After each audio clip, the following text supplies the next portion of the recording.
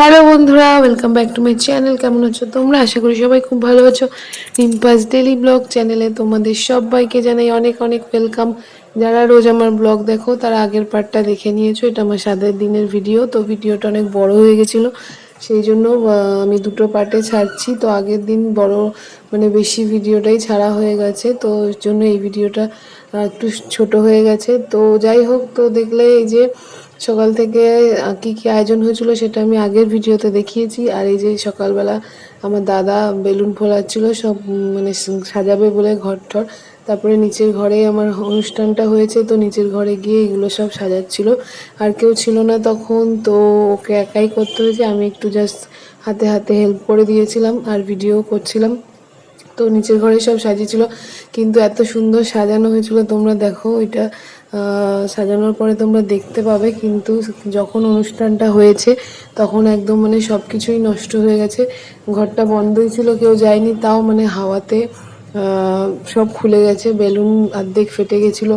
তারপরে এই রিবনগুলো মানে কার্টেনটা পিছনে ওটাও সব ছিঁড়ে ছিঁড়ে যাচ্ছিলো, আর সব খুলে যাচ্ছিলো। স্যালোটেপ তো থাকছিল না দেওয়ালে, তো সব খুলে গেছিলো তো ফটোতে, সেই জন্য কিছুই ভালো মতন ওঠেনি। কিন্তু দেখো এত সুন্দর করে এই যে সাজিয়েছে, এটা আমি অনলাইনে অর্ডার করে নিয়েছিলাম। তো সাজিয়েছিল, কিন্তু অনুষ্ঠানের সময় কিছু মানে ভালো ছিল না, সাজানোটা পুরো নষ্ট হয়ে গেছিলো।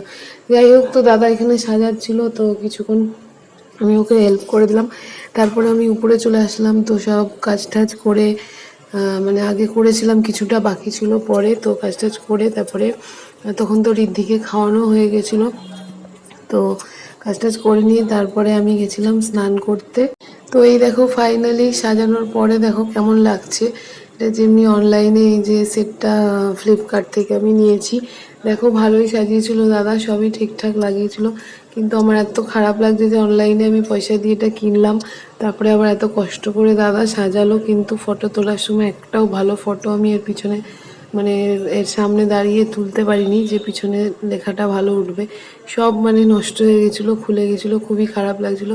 তো যাই হোক, তারপরে স্নান টান করে রেডি হয়ে আমি চলে গেলাম। তখন খাবার, এই যে খাবারগুলো সব দাদাই হাতে হাতে এনে দিয়েছিল। আমি যেহেতু শাড়ি টাড়ি পরে রেডি হয়েছিলাম, বারবার সিঁড়ি দিয়ে ওঠানামা করতে পারবো না খাবার নিয়ে, সেই জন্য সব খাবারগুলো দাদা এনেছিল। তো এদিকে দেখো ভাত ছিল, কি কি ছিল আমি বলে দিচ্ছি। ভাত, আলু ভাজা, পটল ভাজা, কুমড়ো ভাজা, বেগুন ভাজা আর ভেন্ডি ভাজা, 5 রকম ভাজা ছিল। আর মাছের মাথা দিয়ে মুগের ডাল ছিল, আর ছিল হচ্ছে চিংড়ি মাছের মালাইকারি, আর হচ্ছে চিকেন কষা, আর ওদিকে ছিল পায়েস, আর ওদিকে দই, ওদিকে মিষ্টি, আর ওদিকে চিপস ছিল মানে লেস কুরকুরে ছিল, আর একটা কর্নেটো আইসক্রিম ছিল, যেগুলো দাদা সব এনেছিল। তো সেগুলোই সব সাজিয়ে দিয়েছিল।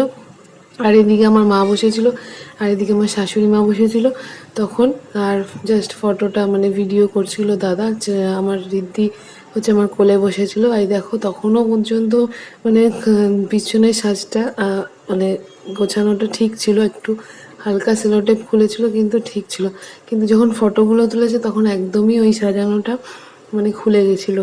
যাই হোক, তারপরে মা আর শাশুড়ি মা আমাকে পায়েস খাইয়ে দিল। যেহেতু আগেই বলেছি যে এই স্বাদটাতে আমার কোনো নিয়ম নেই, মানে প্রথমবারেই সব নিয়ম করতে হয়, দ্বিতীয়বারে কোনো নিয়ম করতে হয় না।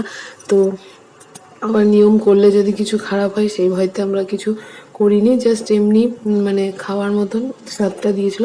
তো ঋদ্ধি আইসক্রিমটা দেখে অনেকক্ষণ মানে যখন থেকে আইসক্রিম নিয়ে গেছে তখন থেকে আইসক্রিম খাবি আইসক্রিম খাবি করছিল। আইসক্রিম খেতে খুবই ভালোবাসে, সেই জন্য সবার আগে আমি ওকে আইসক্রিমটা খাইয়ে দিলাম, ও বসে বসে আইসক্রিম খাচ্ছিল।